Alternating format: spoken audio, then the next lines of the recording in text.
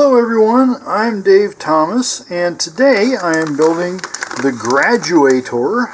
This is a mid-power model rocket by LOC Precision. Theoretically, you could use a high-power 29mm motor in this, but it's really meant to be mid-power. LOC calls this an entry-level kit. Now that's entry-level into mid-power, not necessarily into model rocketry. If this is your very first kit, I would suggest trying something in low power for a few kits and then graduating up to this one. Alright, as usual, we're going to start out by making sure we have all the parts here.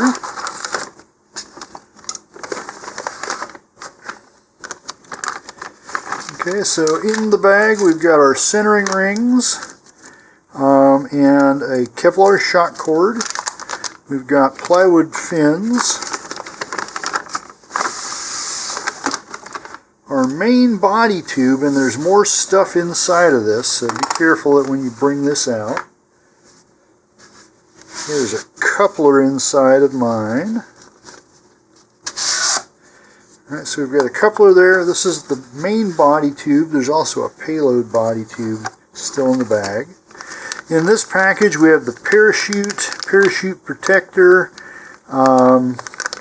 nylon or polyester shock cord. So this is using a hybrid shock cord type of deal where it has Kevlar mostly in the body tube and then another material, nylon or polyester there, that extends forward. Alright, we've also got a 1/4-inch launch lug and launch rail buttons, so you can use either or both on this rocket. Alright, so basically the bag is the recovery system and the launch guidance system. Okay, we have a bulkhead here with another screw eye. This will be for the payload section. Alright, there's our payload tube. Again, check these, nothing in mine. Alright, and then a nose cone. Alright, and we've got this nifty illustration. Now, many of LOC's kits do not come with printed instructions. Instead, you can scan the QR code here or go onto their website to download PDF version of the instructions. And that's what I'm going to need to go do now. So it looks like we have everything. Once I have the instructions, I can double check. Then we'll go ahead and get started on the kit. Here I've got my printed instructions, and they're not very detailed. Alright, but this is available as a PDF from LOC, and if you want, you can just put it onto a tablet or a laptop. I don't keep those things in my work area, though. So we do have here our list of parts. Now, one of the things that this does not have is positive motor retention. Okay, so they're using friction and masking tape to keep the engine in place during launch. I am going to actually put a motor retainer on this, and that will require a little bit of adjustment of where the motor mount tube is. But other than that is just a little bit more gluing. So I'm going to go ahead and put most of this stuff away, and we will get started on the build. Our first task is to assemble the motor mount, and to do that we're going to need the rings here. We'll put on the shock cord anchor a little bit later. You'll also need one of the fins though. And first I'm going to take some sandpaper and just roughen up the surface of the entire tube here, and that will give it a better gluing surface. And you can use anything from about 60 to 100 grit. I've got some 100 here. We're just going to roughen this up all the way around.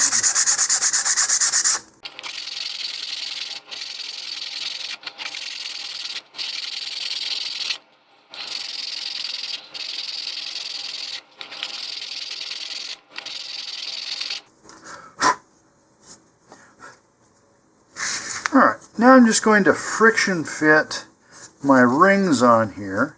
Now the one that has the hole in it, that is going to be the forward ring.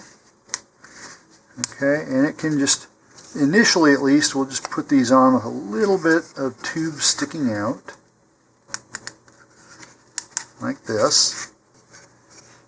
Depending on your comfort level with working with these, you can just put them on like this, where you've got about 1/8 of an inch sticking out on each end. I would even recommend giving yourself, a 1/4 inch, 6 millimeters in there, especially if you're not using any engine retainer. Make your aft one, and I'm going to go ahead and mark this on the inside of the tube as aft, just so I don't get them turned around later. Okay.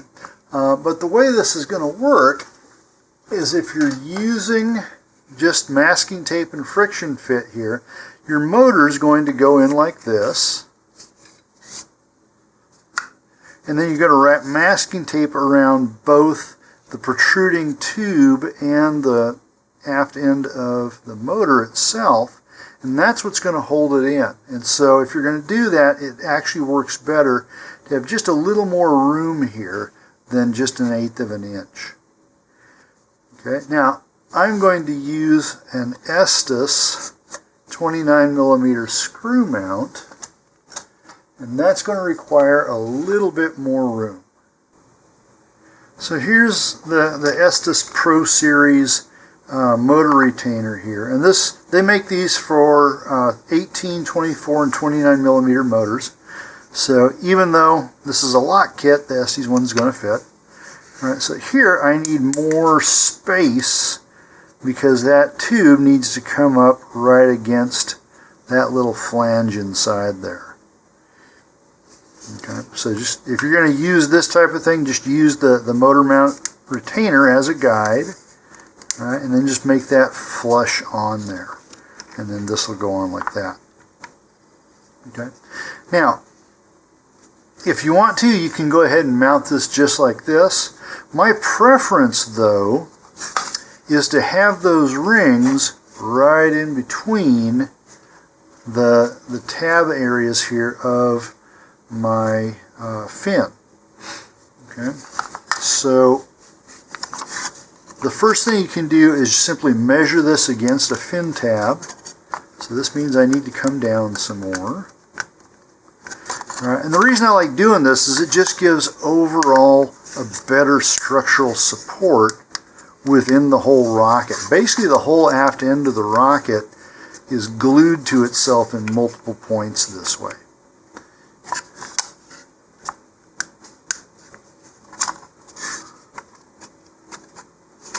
Okay, and then I want to go all the way around and make sure this is actually fitting.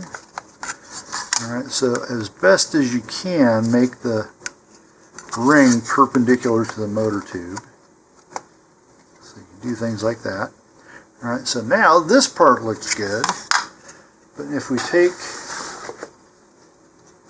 our body tube now and we slide this in, hopefully it's nice and smooth like that. Okay, now that's a little tight. I think it's just the edge there. We may need to do a little bit of sanding on that. Alright, but now if I stick this in, I want to be able to see the ring right at the edge there. That's actually in too far, I think.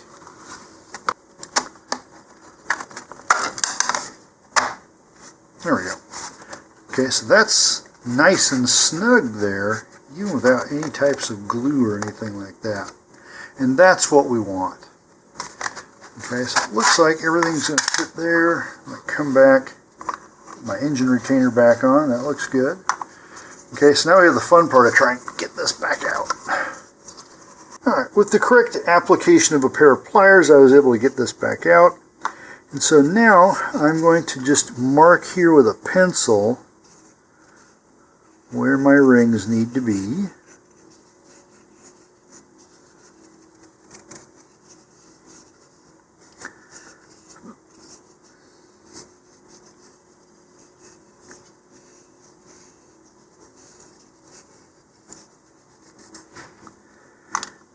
Alright, and now I can scoot these back just a little bit.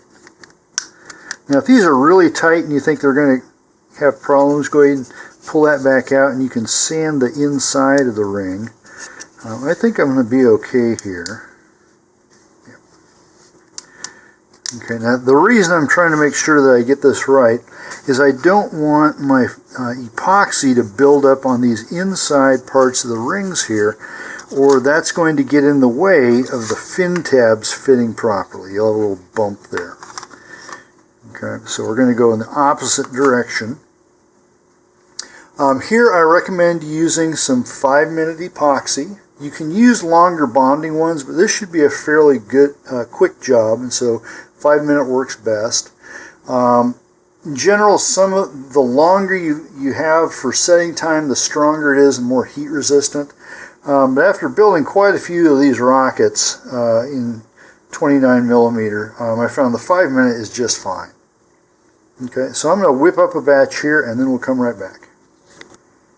Okay, I've brought in some paper towels to do this work over, though I just remembered I'm probably going to go ahead and put on the male part of the retainer at the same time that I put the motor mount together here with the centering rings. So I'm going to go ahead and roughen up the inside surface of this where it's going to get glued. Okay, using the same sandpaper I used to roughen up the motor mount tube. Again, this is just going to give a little bit better surface for the glue to grip to.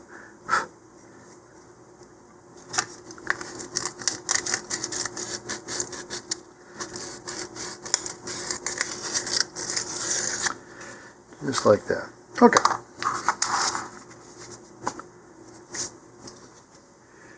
Now, the epoxy that I use can be mixed either by weight or by volume, especially if you're in small amounts.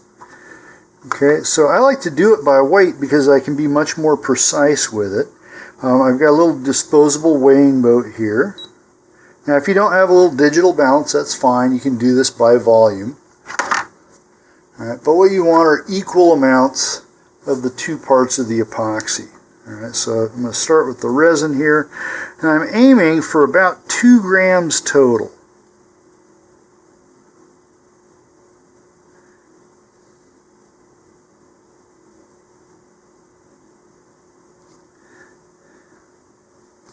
Alright, so that's part 1, the resin, and then the other part's the hardener here. And you never want to get these touching each other. Alright, you don't want to cross-contaminate them, or it ruins the entire bottle.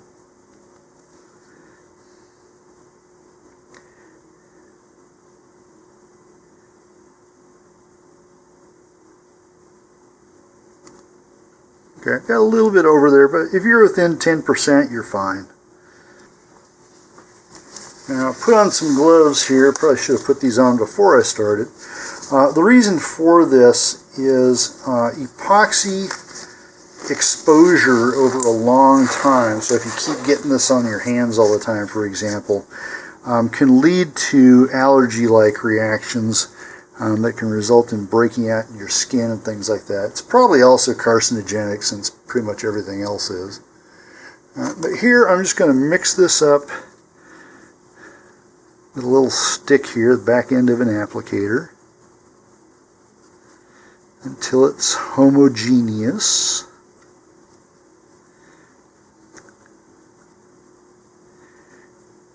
So the two parts actually have 2 different colors, but since they're transparent, it's hard to tell by the color how much they've mixed.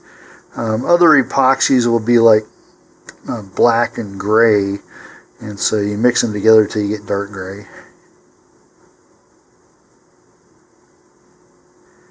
Alright, that's probably good there.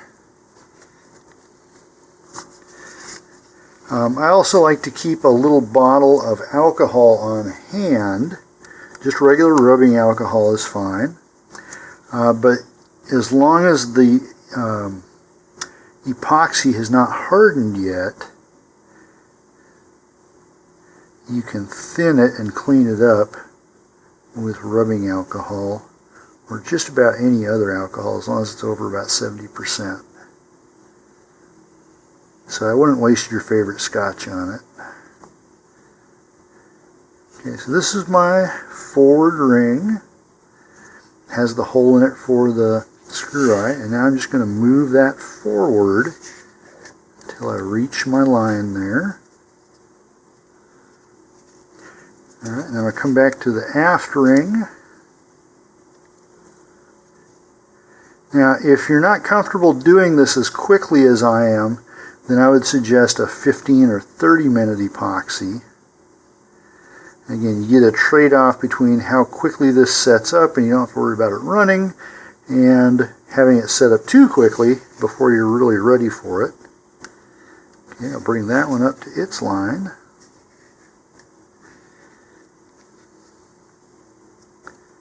Alright, I'm going to do a quick fit here with my fin once more.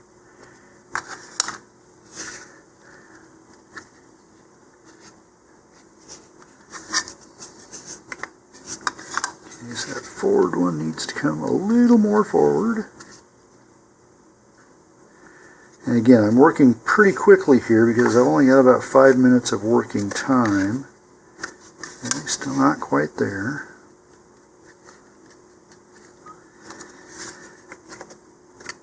Too much. That's about right.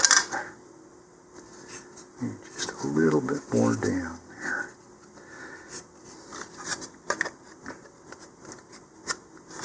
Yep.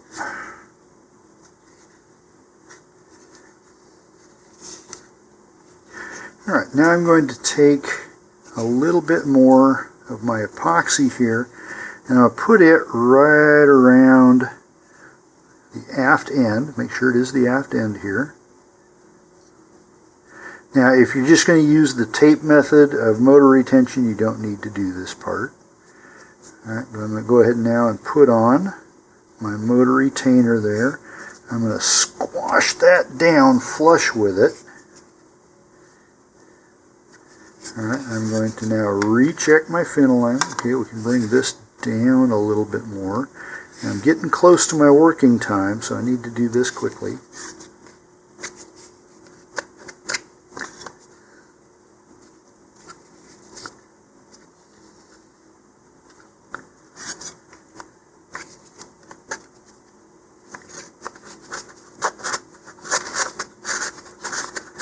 That looks good all the way around. Alright, pretty much just in time. So now I'm just going to let this stand there and harden, and we will come back when that epoxy is done. My epoxy has set. It's not fully cured yet, but we can work with the rest of it now. Now, in the instructions, it has us put in fillets of epoxy on the inside of these rings as well. And if you're following their directions where we just put the rings barely on, that's fine. Again, because in my case here, I'm having us put the rings right at the length of the fin tabs. If we put fillets in here, it's going to hit these corners. Now, if you really feel the need to do it, you can go ahead and fillet that, and what you'll need to do is take either a file or some coarse sandpaper or even a blade, and just cut these corners off so that they clear the epoxy. Alright, but really, once this gets all together, it's going to have epoxy in a line here on the fins. There will be epoxy connecting the fin to the rings and the fin to the body tube. This is going to be well locked into position. For now, we're going to go ahead and install the screw eye here. And for this, we're going to make up a little bit more epoxy. It doesn't require a lot.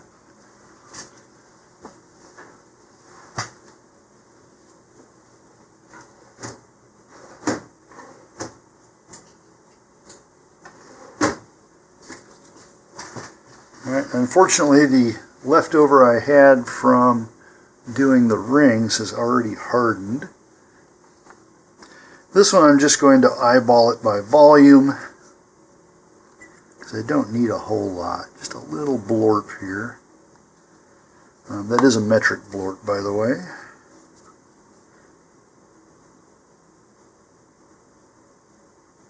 It looks about the same. All right, and I'm just going to use the screw eye to mix it together here.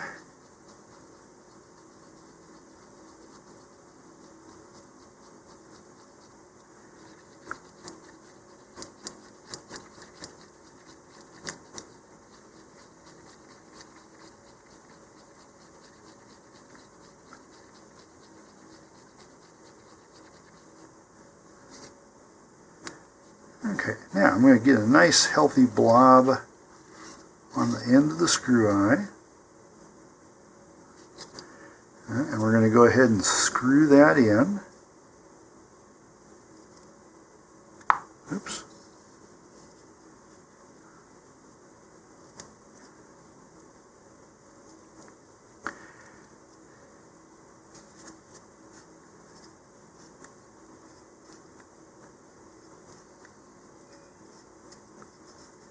Alright, I'm going to bring that down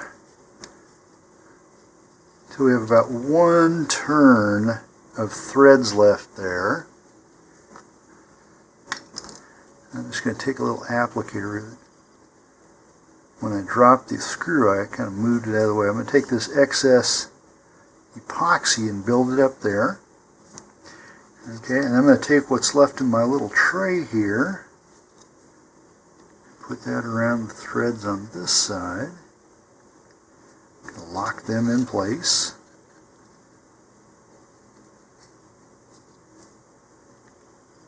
I want to save just a little bit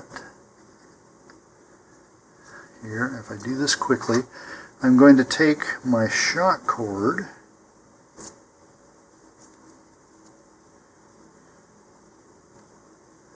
Let's put these annoying little stickers around them. They're fine to keep them from unraveling the package, but then you got to get them off. Okay, and in one end of this, I'm just going to tie a loop using a water knot or a fisherman's knot. It's basically an overhand knot with a loop in it. Oops, almost lost it. That. Okay, and then I'm just going to stick this through.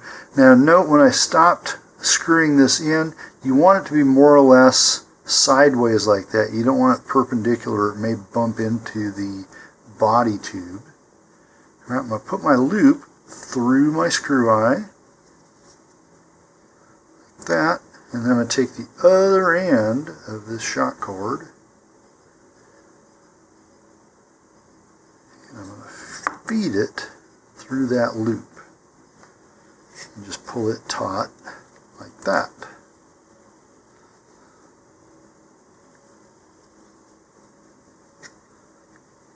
So that puts it on there. And now I'm just going to take that little bit of epoxy that I had left, scrape it up here, and I'm going to put it right on this knot. Now, I should be wearing gloves again. I'm kind of old and got some bad habits going. All right, I'll put that on there and pull that over so it's out of the way.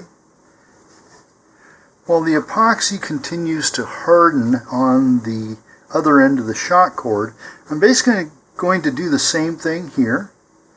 So I'm going to tie another water knot in the other end of the shock cord. I'm going to make this loop a little bit bigger though, so I need to give myself a little more room.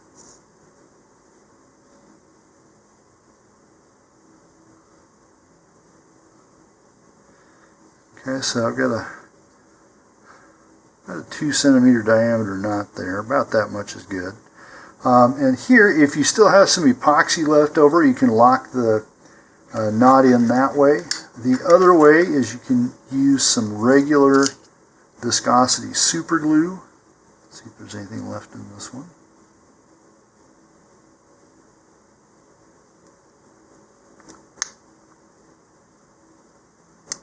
Oh, yuck. Well, there it is. Alright, this is why I don't do this directly over a surface. Okay, so that's way more than I need.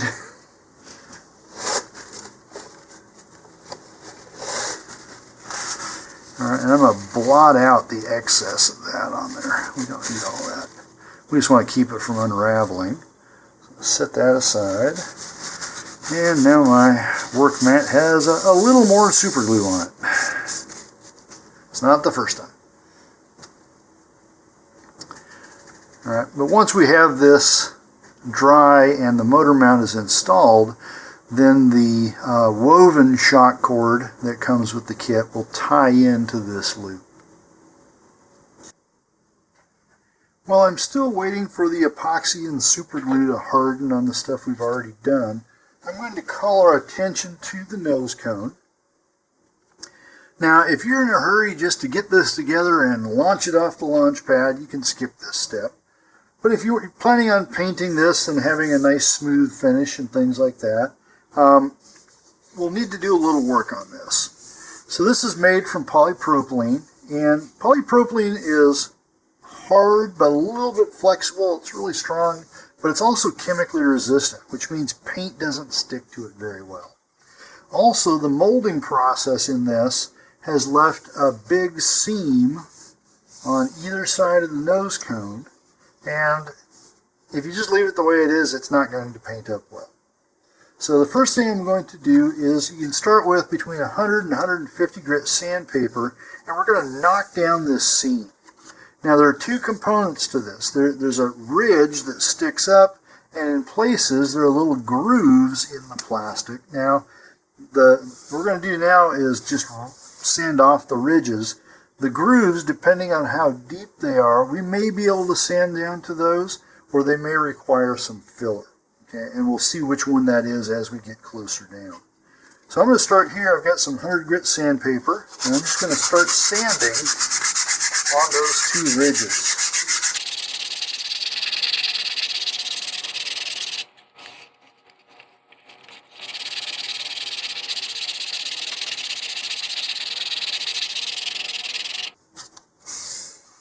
Alright, so now that looks horrendous, but we have knocked down the ridges there. Okay, now if they hadn't been quite so high, I probably would have started with 150 grit, but this knocked it down really quickly. And something else I'm going to do here is take the payload tube and just see how this fits in. Alright, and that feels pretty good. So even though there is still the seam down here on the shoulder that will go into that body tube, I really don't see the need to do any work on that. Okay, so now I'm going to move up to some 150 grit sandpaper here.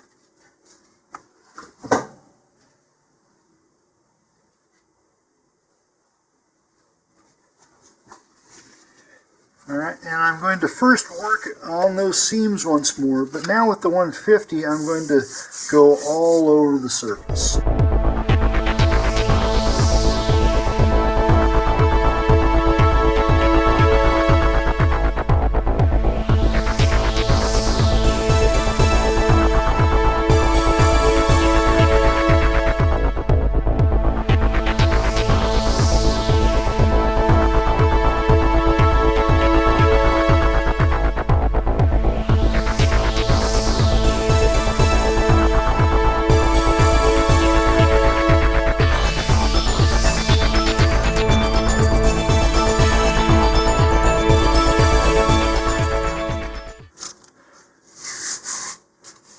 So now that's kind of uniformly horrendous, but roughed up.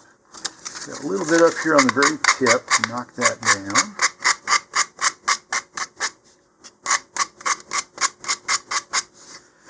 Alright, now I'm going to move to progressively finer grit sandpapers on here so that eventually this will be smooth but no longer glossy. After that, I'll apply what's called a universal bonding primer, and it's specifically made to bond to things that don't paint well, like polypropylene. And so we'll put a layer of that on, and then on top of that we'll put on a filling sandable primer that will fill in the remnants of any of the scratches and the grooves here and things like that, and then we can go on to painting it. And I'll be kind of doing that in the background as we're putting the rest of the rocket together. I'm going to take this now off camera so that I can wet sand those finer grits. Here's my nose cone after sanding with a dry 220 followed by a wet 220 followed by a wet 400. And so this has left it fairly smooth, but it still has what we call a toothy surface that paint can adhere to. Now the seams here, we still have a groove in part of it, right, where it's actually lower than the surface of the plastic there. In some cases you can just keep sanding that, but you'll start weakening the plastic there. You can fill that in with some plastic model contour putty, or you can ignore it. Now with all of the primers that I'm using on this will probably get filled in, and so I'm not going to worry about it. The primers, I think, are going to do the job for me. So I'm going to go ahead and set this aside for a while because it's time to mount the engine mount into the body tube. In preparation for mounting the motor mount up into the body tube, I'm going to take the Kevlar shock cord here and just kind of wind this up. And I'm going to stick it down inside the motor mount tube. All right, that way it's out of the way and I don't accidentally epoxy it into some weird position when we put this in. I'm also going to take a few pieces of tissue here and stuff that in here. I'm going to do the same thing on the aft end so that this doesn't just pop out at an inopportune time.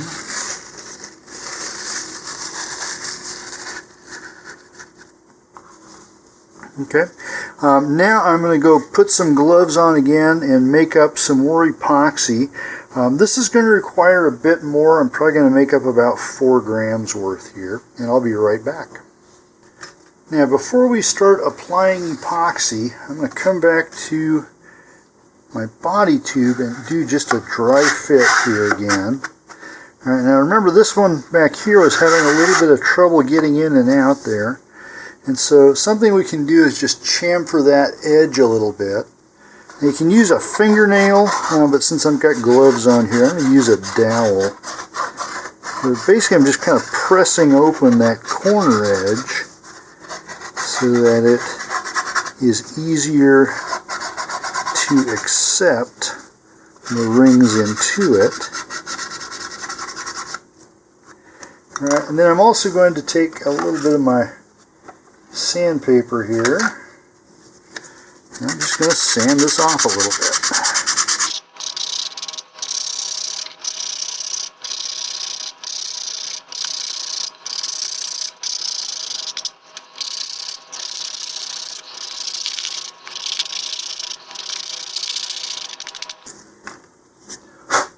Okay, now we can go ahead and just try this again really quickly here.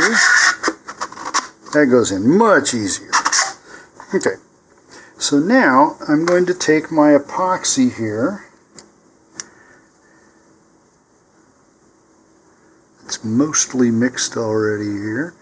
Alright, and you want an applicator long enough to get up inside here beyond the fin slots. Alright, and so it's going to be kind of hard to see on here. You'll see the stick in there a little bit. Alright, but what I'm doing is smearing the epoxy just beyond the fin slots there. And if it drips a little bit, that's okay, we'll catch it. And you can even bring it a little bit aft in between the fin slots.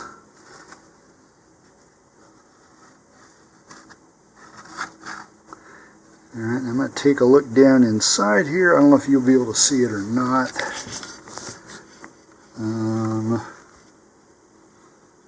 Not easily. Alright, but if I take a look, it's actually a little bit further than what I would prefer to see there. So I'm going to put some more, a little bit more aft.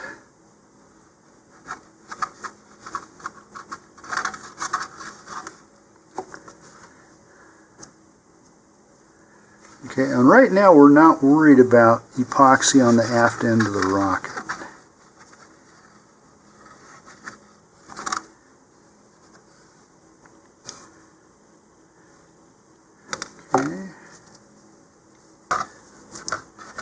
Alright, so unfortunately you can't really see what I'm doing in here, but I'm kind of smearing things down more toward the aft end of the tube there, and I'm almost reaching my working time. So then I'm going to slide this in, and remember we want the rings just on either side of the slots, just like that. Alright, and now I'm going to take my remaining epoxy here. I'm going to put that in a fillet here, and it looks like I'm going to have to make up some more. Yeah, this is already set. Here I've made up some more epoxy, and I'm using this just as soon as I get it made here, is I want to let this flow a little bit. Alright, so I'm going to stick that right around that seam between my centering ring and the body tube there. And the excess can actually get up onto the cardboard and protect it. Now you do need to be careful you don't get it on the threads of the motor retainer if you're using one. Right, so now I'm just going to go ahead and coat that all the cardboard on the inside there, just to use this up, and also get it on the wood. Now I'm being careful not to get that up onto the sides of my motor retainer there.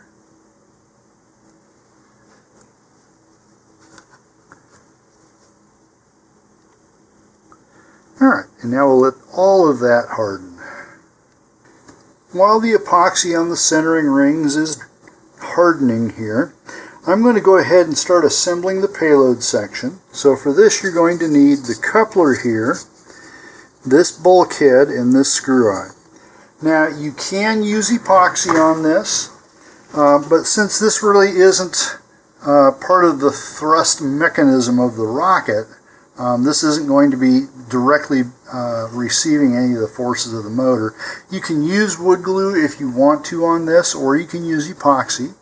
The advantage to wood glue is it's a little bit lighter, and of course it's less messy to work with. It's also less expensive. Okay, so whichever you like.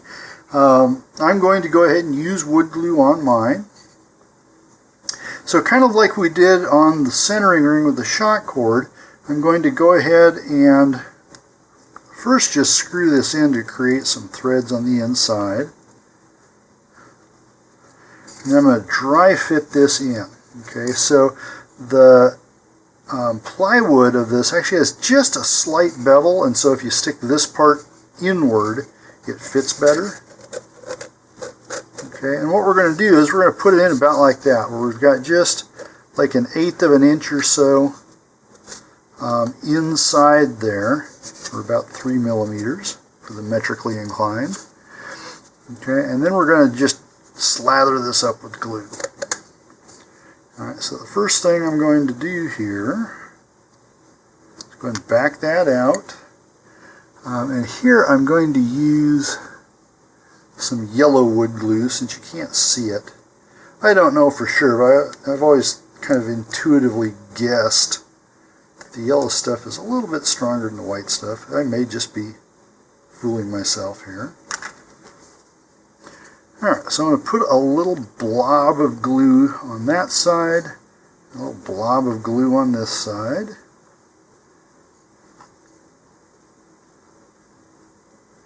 I'm going to screw that back in.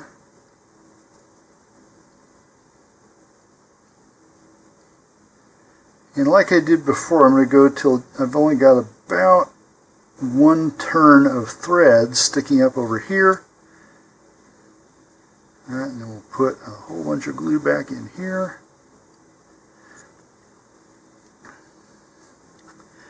Okay, and now I'm going to be really generous with this. Put a pretty heavy bead of glue on this side. Okay, now I'm going to put this in like this, and I'm actually going a little bit deeper than I need to, and then I'm going to pull it back out a bit. And the idea here is to get glue on the edge in there, not just on the faces. That looks pretty good. And then I'm going to go ahead and put some more glue on here. We're going to fillet this.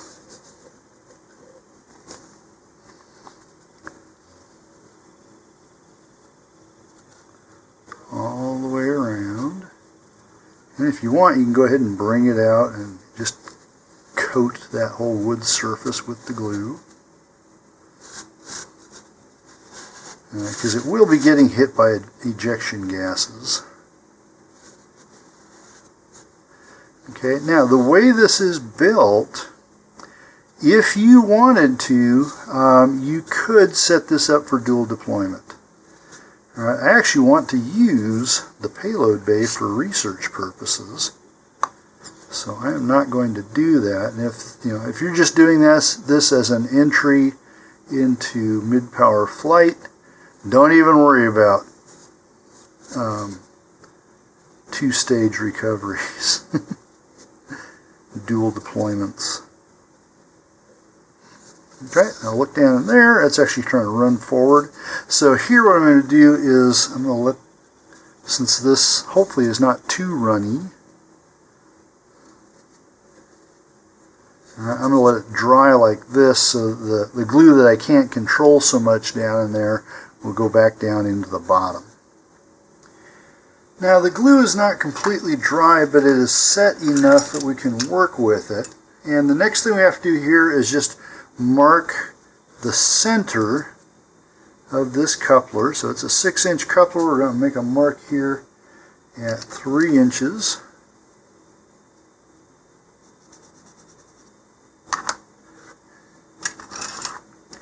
And this is going to simply slide up into the other tube here. Now it's got a lot of looseness and play to it. Let's see how the other end does here.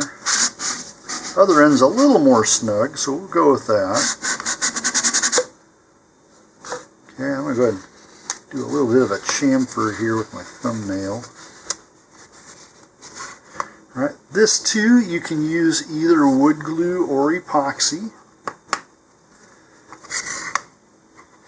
Alright, now this is going to have a big contact area, so I'm going to start with a fairly heavy bead of glue there. The idea is that it's going to get spread out throughout the two tubes. Okay, so now I'm going to put this in, and I'm going to be twisting it the whole way up, so we're spreading that glue all over in between the two tubes. Okay, right up till we get to that mark, we can kind of go back and forth there. Alright, and then this can go back to drying. Now, you might be able to see down in there. There we go. Alright. There's still a lot of glue that came out of there. If you want, you can use a dowel or something else that gives you some reach there, and you can smooth that out or remove it. I don't mind it being in there, but I don't want it dripping in big globs. Especially since I'm going to be putting a payload in there later. The payload is called LADCAP. Now, if you've seen some of my other videos, you may have heard me discuss it. It stands for Launchable Automated Device for Capturing Airborne Particles. And it's basically a means of capturing bacteria and other microorganisms from the atmosphere. And so I have several undergraduate student researchers who are working on this with me, and we're trying to come up with a reliable system that we can have a quick turnaround on for finding out what's living in our atmosphere. Alright, I'm going to go ahead and let this dry some more, and we should be getting pretty close to putting on the fins.